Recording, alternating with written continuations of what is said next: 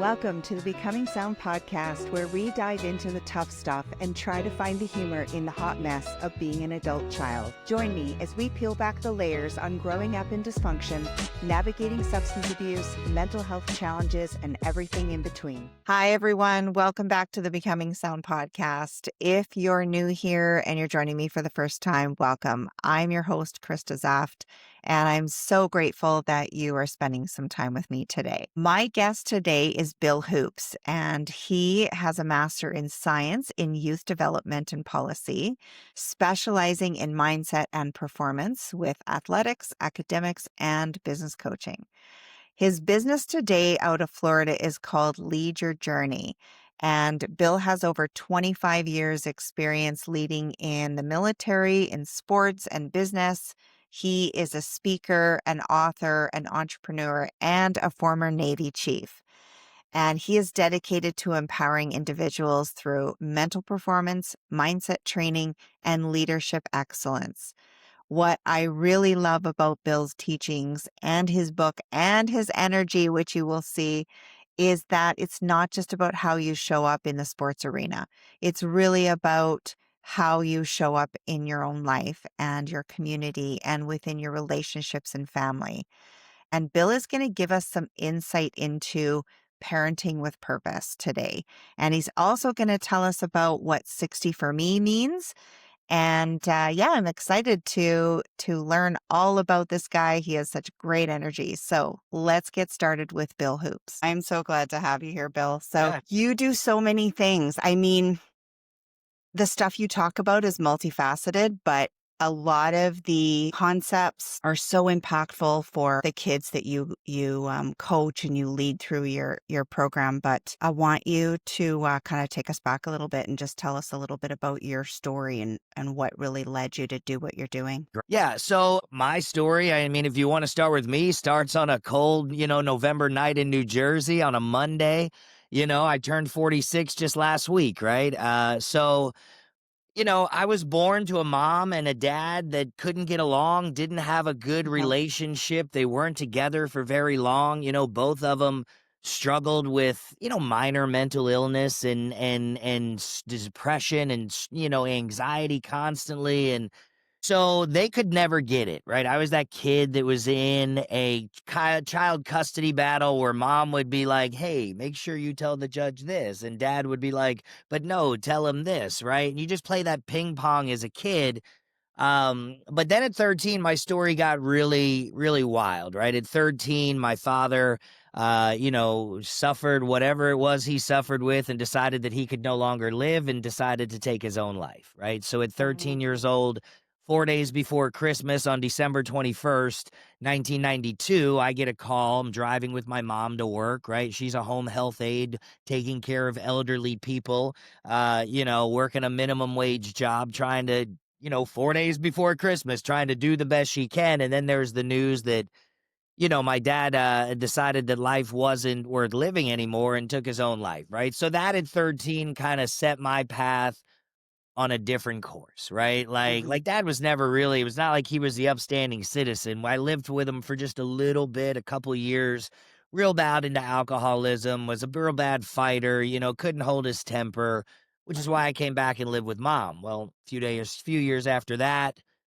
he decided that he couldn't handle life anymore for whatever his reasons were. And, that was almost 35 years ago at this point. But at 13, it set my story. Now here I am, this kid, who is dealing with this, all of these questions, the who's, the what's, the where's, the why's. They weren't together, but mom was barely making a living as it is. So at 16 years old, I dropped out of high school, decided to go work a couple of jobs, right? Was partying with one check and giving one check to mom, right? As a 16-year-old kid, that's what I was doing, So all of that, transpired a couple years of doing that, 16, 17, 18, 19 years old. And at 19 years old, I'm sitting around and I'm just like, what are you doing, man? Like, I'm not doing bad things. I'm not getting in trouble. I'm doing dumb, stupid teenage things, but nothing that's crazy, right? I'm working a couple of jobs, but like, is this it? If I stay doing this, then I'm always going to be what all of these people were. And just something inside me has always just been like, no, this ain't it, right? So Mhm. Sitting around mom's kitchen table, and at 19 years old, I made one of the best decisions that I've ever made in my life, and I made a mistake phone call trying to become a local firefighter. They answered the phone, USA Navy, how can I help you? And I said, I don't know. How can you help me? And at 19 years old, getting ready to be 20, I enlisted and joined the United States Navy. And Mhm. yeah, I mean, that was it, right? That was my ticket out. That was the ticket that led to adulthood. That was the ticket that kinda put me on the road for the last 25 years, and I joined the Navy without asking anybody any questions, without asking anybody's opinion, because had I asked mom, she'd have said, "Oh, but baby, I'm gonna miss you. Stay here for me." Right? If I'd asked my friends, Yeah. they would have been like, "Dude, you can't leave us, man. We're just getting started." Everybody's got their own opinion, right? So I just made a decision that I thought was best for me. Then I let everybody know what I did, and I left and I went to boot camp, and it's been a long, long 25 years since then. Yeah. I mean, there's a whole Mhm. lot of other little things in there, a relationship with my brother on and off, in and out, right? I lost a sister. She was 21 years old. I was 23, a couple years into the Navy as we go on. I mean, there's things in family life and all that happen, but yeah, the course of my life changed when I decided to take a risk and join the United States Navy. Mhm. So my question to you is, not all kids do that, you know? Yeah. You your dad commits suicide and a lot of kids would take the other road. Yeah. What made you decide that for yourself? Yeah, so I think there's 2 things, right? I mean, I think I was faced with the fork in the road, right? I got in a little griff at 16 years old, right? Cop pulled me over, and I, had a half of what a joint in my pocket, and found myself in hand. Back then, there was no med cards, there was none of this stuff that they have Yeah. today, right? So in 1996, for what amounted to maybe a cigarette's full of a joint in my pocket at that point, I had to go through a program, right? That scared straight thing. And Oh, wow. while this camera makes me look like I'm a big dude, like I'm 5'6", and back then at 16, I was 105 pounds, Wow. and going through this program, like literally whatever the county put together to scare somebody straight, like it did its job. Right? Yeah. Like it did its job. And I had an example of an older brother, who did his best to keep me out of trouble while he was Mhm. getting in it. My Yeah. brother, he's a great dude today. He did his little thing, and he grew up and he became an adult, and he's got raised grown children now and never got in trouble again. But as a teenager, like, he got in enough trouble for the both of us. Yeah. Right. So he was always like pulling my knucklehead self out of the Yeah. street and making sure that I wasn't getting in trouble. So, few things, right? I almost did. And then like, this life ain't for me, right? Mhm. I prefer the straight and narrow life. So I went through that little program and never again, as a youth or an adult, got in trouble again. It literally worked. And then I had a few guardian angels, a good older brother, and some other people that made sure that we stayed in the right track. Bill Hoops is not infallible. I've made my fair share of mistakes and done my self-inflicted wounds. But for the Yeah, most are part, any of us really? We're not in I mean, we all got our shit, right? sure, 100%. But that was Yeah. it. I mean, I had an opportunity. Look, my whole father's side of the family is almost depleted because of heroin and drugs. And, Mm. my father committed suicide. My Uncle Ricky overdosed. My Aunt Lisa got murdered over drugs. My Aunt Linda, got into a car accident on her way doing something with drugs. And then there's nieces and cousins and nephews. Oh my, I mean, it's just a whole bloodline on that side that is almost depleted because of drugs and alcohol. So it could have went that way. Yeah. But I also had a great example of a mother, right, who worked 2 jobs, making $8 an hour, raising 2 boys, trying to fix some of the mistakes that she made, making sure that we don't make some of the mistakes that she made. Mhm. And she has been, overall, she's 67 now, God bless her, and her life just gets harder. She's battling full-time Alzheimer's now, and, Oh, at 67, I'm her full-time caretaker, and try to get her through day to day and make sure she's alright. But, she's another one that kept me out of the streets, was a good example of what hard work and never quitting looks mhm. like. So you build off of those examples, right? You try to make sure that Yeah. those are the things that you lean into. But then I've just had an inner calling that has always just been like, more, go, more. This isn't, and Uh-huh. it hasn't stopped now. I'm 46 and it's still like, Yeah. what can I do? If you look at me and you look at it's all over the place, right? I mean, it's Yeah. just more, more, more. But now I'm getting to the point now where my influence is starting to hit a whole lot of people and it's starting to make a Yeah. whole lot of impact and it's starting to make a whole lot more difference than just throwing something out there. So Yeah, it's a that's the lot of fun. power of listening to that inner calling, right? Yeah, for Yeah, sure. 100%. Uh, I wanna dive into what you do. So please, tell my audience what the name of your business is and what exactly you do with that.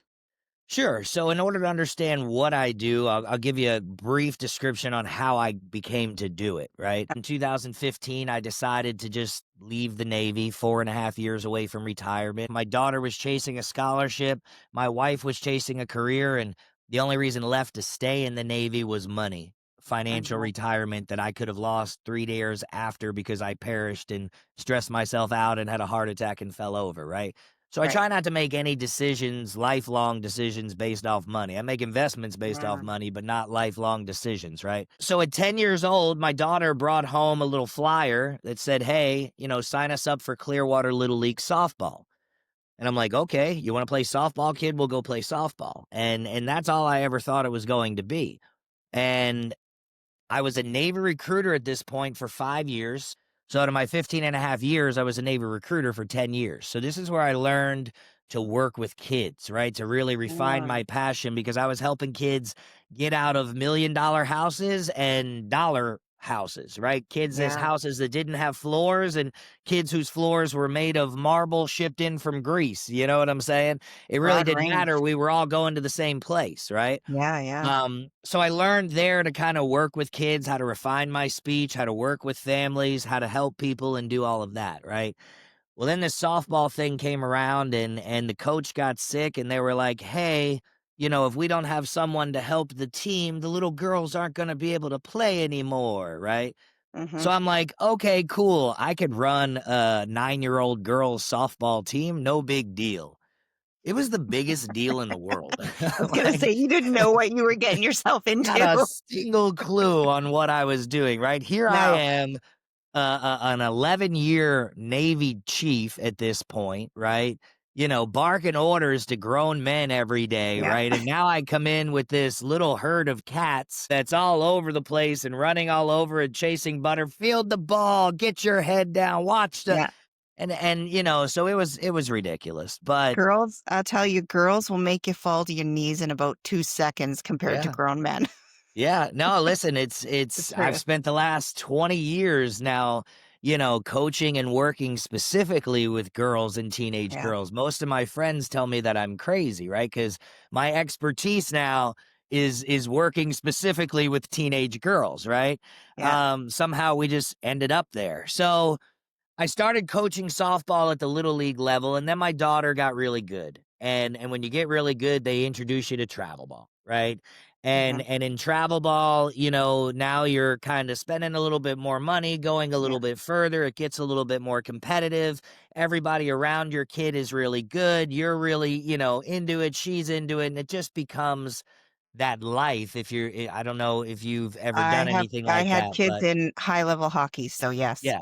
So there you completely go, get it. right? So you understand the life, right? It's the Yeah. same thing no matter the sport, right? Every weekend, every week, you're talking about it all throughout the Mhm. week, practice lessons, show up here. It becomes they get institutionalized, right? Yeah. And you fall right into that, I don't want to say trap, but because it's a great thing with all the scholarships and the way that it all ends up for the most part. But there are things in it, which is why I have these businesses, Mhm. right? I've got a good Facebook thing growing. I've got people that are, joining my teams. My teams are playing well. They call me and they say, "Hey, we'd really like if you could help us run some tournaments in Florida." All right, cool. I'm already coaching teams. I'm already doing this. I'm already doing that. I had just gotten out of the Navy. But while That's I'm in the Navy, I go back to school, right? High school dropout. I go get a bachelor's degree in child psychology. I love working with kids. Now let's learn the brain.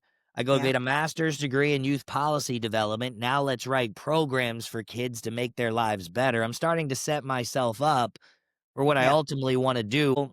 So I'm getting all of these things, and then coaching happens, and now I just get pointed in a direction to lock in to start working with girls. I'm running 18, softball teams from 8 to 18 years old, all girls softball. Now I'm running tournaments.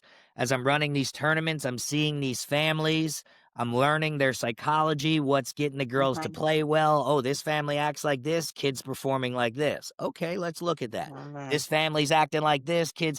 So, it just from doing my job every day, I got to learn what works and what doesn't. And then Mhm. coaching and then raising my own daughter in the game who played for 15 years, did get a 4-year scholarship, graduated, and is now 24 years old and a professional, right? Yep.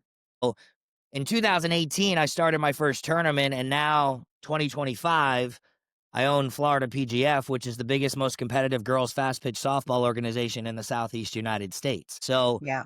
that's the main business that I work, right, is Florida PGF, but the company that I've been working my coaching business for the last 3 years, is called Lead Your Journey. All of the stuff that we just talked about, right? 15 years in the Navy recruiting, 4 years as a middle school teacher, really understanding that 12 to 15-year-old Mhm. brain wavelength. I started writing a program and geared it specifically towards girls in softball. How do they handle the pressure of the batter's Mhm. box? How do they handle the pressure of the circle? How do they handle the pressure of their parents and, the conversations on the ride home? How do they handle, relationships and social pressures? And how do we handle becoming a high school student and going into college and just all of these different things that you just can't imagine and cannot imagine that these young ladies go through, Mhm. and so that program, I wrote it, and it's continuing to be written. But in 2025, we released our first workbook, right? Mhm. So this is a 52-week program that covers everything from mindset, performance, perfectionism, positive self-talk, body imaging, how you look at yourself in the mirror, how you present yourself to the world, how you Mhm. think about yourself internally, right? The core pillars that the program teaches, right? Just really empowering young women to just wake up every day, feel like they're the best at everything it is that they're doing, knowing that Mhm. they have to work and continue to get better, but that everything starts internally, right? That I don't need self validation from anybody Mhm. other than me and how I look and feel and breathe and develop in myself. So I saw a need, right? It started with my mother who was a teenager who didn't have a whole lot of resources, who had a really rough life, who didn't have anybody to really point her in a direction and never really did, to Yeah. then, discovering it, being put in it, raising a daughter, going through it as a coach, going through it as a mentor, now Mhm. studying it as a professional and putting a scientific program out that has over the last 2.5 years really been showing solid results in every one of the clients that are jumping into our program. Yeah, that's awesome. That's awesome. I mean, this is universal too. It's not just limited to girls. Just going back a little bit, it definitely sounds like you're the cycle breaker in your family. Yeah. There's one person who's going to step up who just has a different thought process and the way that their outlook in the world is, and that is unfortunately not the norm when you're a teenager. When you're 19, most people aren't thinking about what's going on in my life. I want to do something different. And I know that you deal with a lot of parents and a lot of the family dynamics, which is huge when you're trying to impact these young athletes, but also huge for just the average person, too. I think you said about in a quote somewhere that every family needs a why. And I love that because most people don't have a why or they don't know their why. So talk a little bit about how you influence the parents and the family dynamics to actually help these kids. Yeah. So look, you had mentioned, right? I wrote a book, right? I keep holding it up. This is Yep. my daughter. It's called Leading Her Game. You could change Mhm. the title to Leading Her Life. More importantly, it's leading your own life. That, a lot of parents say, hey, should I get this for my daughter? No, you should get this for you, right? Yeah. Like this is a book that's written to parents for parents Mhm. on how to raise these girls. And what they read is that it starts with them, right? Yeah. Like we're the everybody says you want to be treated like an adult, act like an adult, right? And so what happens is you see these parents, and again, I'm not a perfect parent. I make mistakes every Mhm. single day. I learned a lot just by writing my own book about, oh, hey buddy, let's apply that. And it works, right? Yeah. And it makes your relationship better. But in all of the years of working with teams and family, it all starts with the parents, right? So there's actual information in there. There's framework, right? In chapter 1, it talks about the 3R method, right? The number 3 and the letter R, right? So there's 3 different R's that I use. It's recognize, right? Where am I as a parent? Do I get more excited in the moment than she does? Right? And I'm talking Yeah. sports specific, but you could use it for anything in life. Am I Anything. more worked up about this than she is? And if so, why? Is it Yeah. because I'm overreacting or is she underreacting? Right? We have to recognize where are we at. And this is with anything in life, right? You can Mhm. apply this to literally anything. Recognize where am I? I'm in the job. Where am I at in my work performance? Why am I not getting promoted? I need to recognize some real truths about this situation. Why am I getting elevated? Why am I getting excited, right? The second Yeah. part is to regulate. I don't need to be a thermometer. I need to be the thermostat, Yeah. right? Because the thermometer tells you, hey, here's the temperature. Now, what are you going to do with it?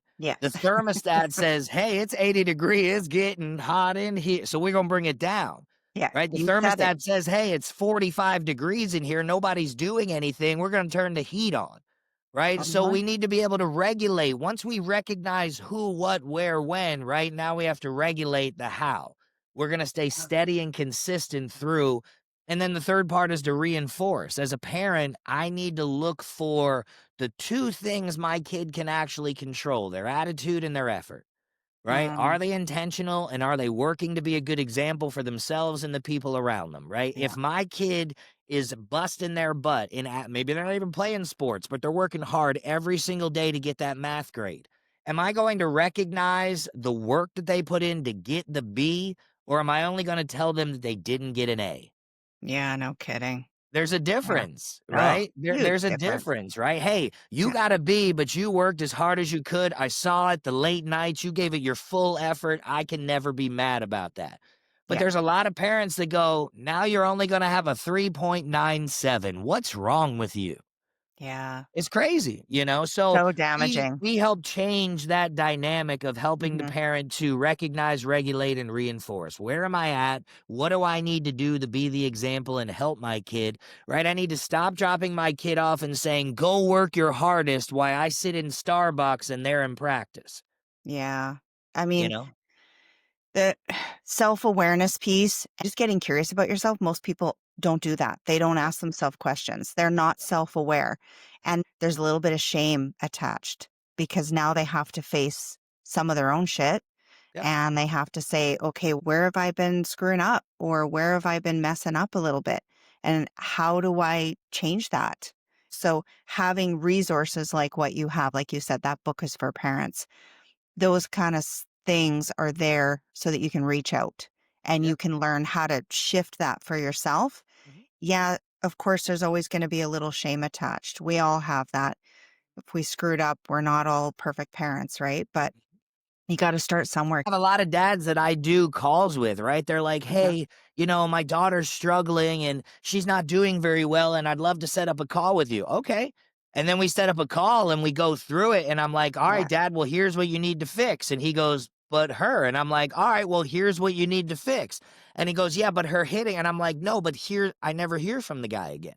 I know. This is Because a pair. he thinks that it's just, I gotta Yeah, fix her hands, I gotta fix her feet. She needs to work harder. She's not focused enough. All of that gets fixed when you tell her that you just love to watch her play instead of mhm, telling her to fix her head, shoulders, knees, and toes and that what she's doing isn't good enough. Because you're sitting here saying, I love you, and all she hears is work harder, do better. And that creates a separation and a gap. And now we have kids that don't introduce their kids to the game because their parents thought they were doing a great job. And don't get me wrong, a lot of them are doing a great yeah, job, right? But there's a whole lot of kids that could really use somebody going, "Hey, I'm here for you. Whether yeah, you perform at a 3 for 3 or an 0 for 3, I seen you work all week." If my kid doesn't work all week, okay, now I can hold her accountable to that. You get the results that you work for. But if my kid's Yeah. busting her butt all week, right? If you're in work all week and you're working hard all week and you don't get the, for a year, you don't get the promotion, you're like, hey, what's going on here? But if you sit back and you do nothing, you can't be mad you don't get the promotion, you know? Exactly. And I want parents to really hear that parallel of what you're saying, because I talk a lot about addiction and recovery and stuff like that on my podcast and just awareness. And Yeah. the exact same thing about parents with children who are suffering, whether it be in addiction or mental health stuff, that personal piece that you just talked about when you have an interview with someone, or you go sit down in a meeting and you're like, well, I came here to fix the alcoholic, or I came here to Right. fix the addict. It's the exact same thing. It's like you have to turn that mirror back on yourself and say, how can I help me Yeah. first be a better person, be more responsible? What kind of words can I use to encourage that person to not want to, go down that path, or for my child to do better in their own lives? It all boils down to our own personal responsibility. That's Listen, you see it on my hat here, right? That's the whole focus yeah, of 60 for me, right? 60 for me is 60 minutes a day in order for you to be able to be the very best version of yourself so that you can go out and take care of the rest of the world, right? 5 years ago, I found myself 4 years out of the Navy, not really admitting that I missed it, going through a little of separation. I went from 170 pounds fit to 225 pounds not fit, right? hmm Back down to 170 pounds fit again, but went through a real bad depression. And in 2020, I was, right before COVID, I was 215 pounds, right? And yeah, so then in June of COVID, I'm like, I got to get out of the house. The world has stopped. I'm working, I'm doing all this, and just started running, working out, posting on Facebook. Hey, got my 60 minutes a day. Hey, got my 60 minutes. About a hmm year of that, a guy comes up to me and says, hey, man, thanks for that 60 minutes a day. What you post every day has changed my life. I lost 100 pounds. I'm no longer pre diabetic. My life is in order. My relationship's better. I'm like, dude, what are you talking about? I'm just some Uncle Larry posting on my Facebook, enjoying my life.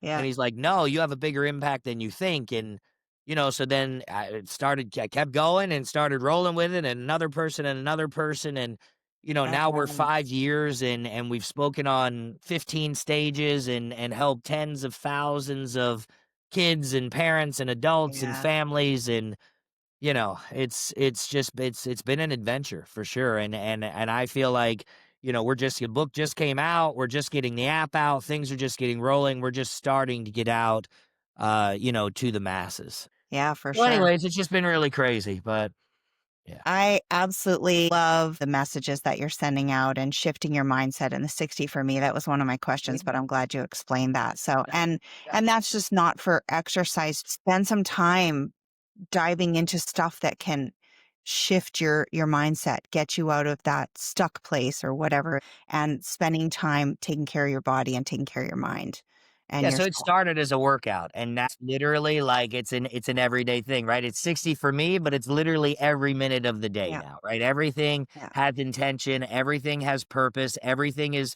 to be an example for something, right? So yeah, what started as an hour and just a little thing has now turned into a complete movement and an operation and becoming a nationwide outreach for sure.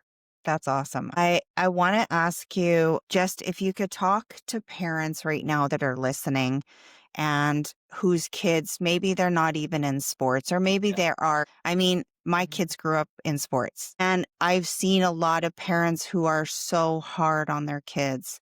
So they end up dropping out of sport, and not because they've lost the love of the sport. So I just want to know too that even for kids that aren't in sports, if you could talk to the parents of, let's say their kids struggling and they just don't know how to reach them, Mhm. they're scared that they're gonna go down a little bit of a dangerous path, or they're struggling with their mental health.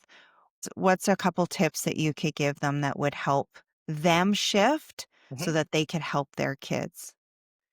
Yeah, so I think it's just recognizing where you're at, right? Where is this kid at? Take sports, in sports, out of sports, whatever. Where are we at? there's three, as the mind develops, as the brain develops, right? I've found, at least in the sporting world, right? And in the teaching world, because I did teach middle schoolers as well.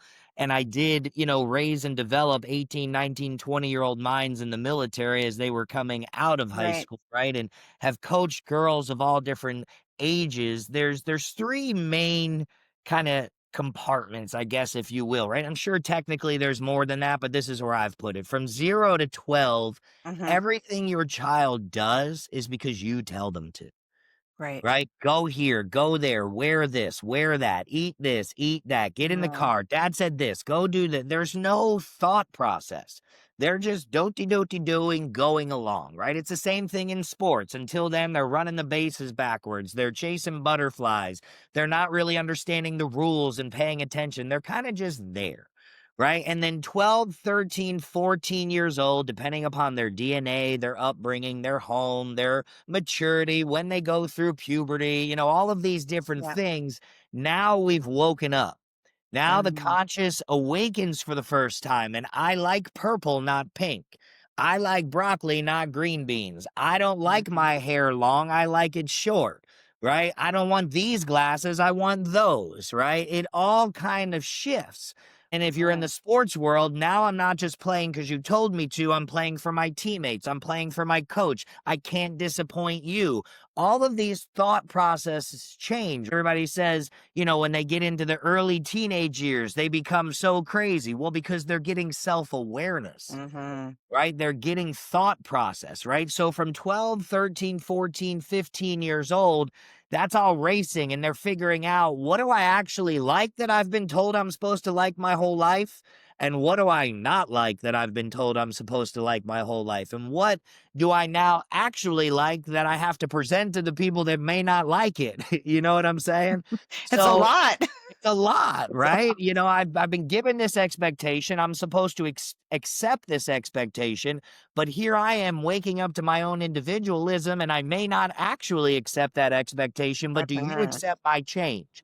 And this is where we get into, she doesn't seem like she's interested. She doesn't want to work hard. Why is she withdrawing? My parents don't understand me. They never tell me that I'm doing Mm. anything right. This is where you get into all of this, right? Sports or not, the mind does the same thing. And at about 16 years old, parents have either given up and saying, well, she grown now, right? Or kids have adapted and we have good communication and the family system Yeah. has kind of taken its place, right? Hmm. Now there's exceptions to that. 17, 18, 20-year-olds can be knuckleheads and parents can change and adapt, but the commonality is 0 to 12. You kind of make all the decisions for them. 13 to 15 is the rocky road where you're setting rules, setting boundaries, expectations, accepting who and what they are while still holding them accountable to becoming a positive adult. Right? So then at about 16, 17, things settle down, they move on, go to college, get careers, God willing, stay out of jail and do all these other things. So, my Yeah. advice to parents that may be going through it is understand where you're at. Give your kids the same grace that you wanted somebody to give you once, right? Remember, you're 30, 40, 50 years old. Your brain is cognitively developed. So while you can understand, they may not Mhm. understand. And if they do understand 2 plus 2 equals 4, they may not understand the repercussion of what that actually means when they make decisions or do not make decisions. So talking to them like they're a child. Remember, a 15-year-old just 5 years ago was still wetting the bed. Yeah. You know what I'm saying? And we take that for granted and just expect because maybe they're taller than us now or they've got a little, I don't know Mhm. what they're putting in the chicken these days, but kids are huge and have beards and all these I others, know. It's right? crazy. At this Right. stage in the game, I'm not on board with any of guessing at all. Yeah. So just, kids are still kids, right? Their age Yeah. still ends in teen, Yeah. right? Their age still ends in teen. And sometimes they still just need, God, sometimes they need accountability foot in the behind, right? Like, hey, we're just not doing this today. But understanding, communicating, accountability, it's always going to be the way, right? And Yeah. knowing when to push and when it's the hardest thing to do in the world. If parenting came with a manual, it'd be a whole lot easier. right? The communication side. So it's just Yeah. literally, man, just staying engaged in your kid and letting Yeah. them, we expect our kids to hold a line of perfection that we can never hold ourselves. And, oh, 100%. because I want them to be better than I was. Okay, Yeah. It's sure. almost like checking your expectations at the door, you know? I think it's so important what you said about just being in the moment with your kid and asking yourself some questions and getting curious about yourself as a parent, because it will help you to get on their level too. Yeah. So tell everyone where we can find you, where they can find your book, and what you got coming up. Yeah, so listen, it's been a journey, right? Lead your journey, right? That's the whole name of it. The journey never ends, and when you have the power and the control to be able to lead your own journey, you take control. And when Mhm. you take control of it, then it becomes a whole lot more rewarding, right? It becomes a whole lot easier to handle the days where the journey just quite frankly sucks. So Yeah. so we stay intentional. Everything I do, I wake up and I stay intentional. I do it on purpose, right? And we stay being the example for ourselves. I have to wake up Mhm. every day and look in that mirror and know that when I go to bed, I did the absolute best I could do.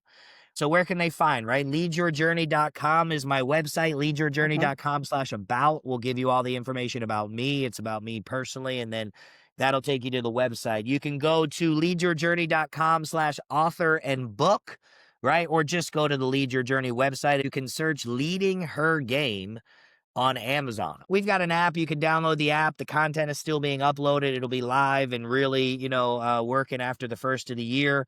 But primarily leadyourjourney.com. On Facebook, it's 60 Uh-huh. for me, 60FORME, just like it says on the hat and the shirt, 60 for me. So, look, I appreciate it, right? It's voices like you that are persistent on these find a guest websites and Facebooks and putting all Mhm. your information out and trying to tell people stories. You have an audience that, would never learn about little old leading your game if it wasn't for voices like you and the things that you do and the ability to put small voices like ours out to different parts of the country and different parts of the world. So I appreciate your time in allowing me to be a small part of your show and hopefully your audience enjoys the information that was put out today. Yes, and thank you so much, Bill. And I am so grateful to have you on today. I think, honestly, all of the stuff that you're doing is so impactful.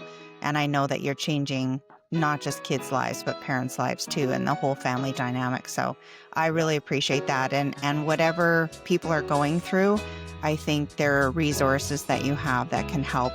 So I really appreciate you. And I'll have all of this stuff in the show notes. And yeah, I'm so grateful to have you here today. So thanks for joining me. I appreciate it. Yep, I appreciate it so much. Thank you so much for your time. Thank you for joining me today on another episode of Becoming Sound. If this episode resonated with you in some way, please share it with someone you care about. And don't forget to hit the subscribe button. It helps to get this information out to more people who may need it. If you have a sec, I would love a follow on Apple Podcasts and Spotify. While you're there, hit the 5-star rating and give me a review. When you're scrolling, follow me on my social platforms, and I would love to hear your comments and feedback. Have a fabulous day, lots of love and gratitude from me. Please note, the views, information, and opinions expressed during the Becoming Sound podcast series are solely those of the individuals involved. The content of this podcast is to educate, inform, and for entertainment purposes only. This podcast series and the content presented does not constitute for medical or other professional advice or services. If you are in crisis or in need of help, please contact your medical or professional provider.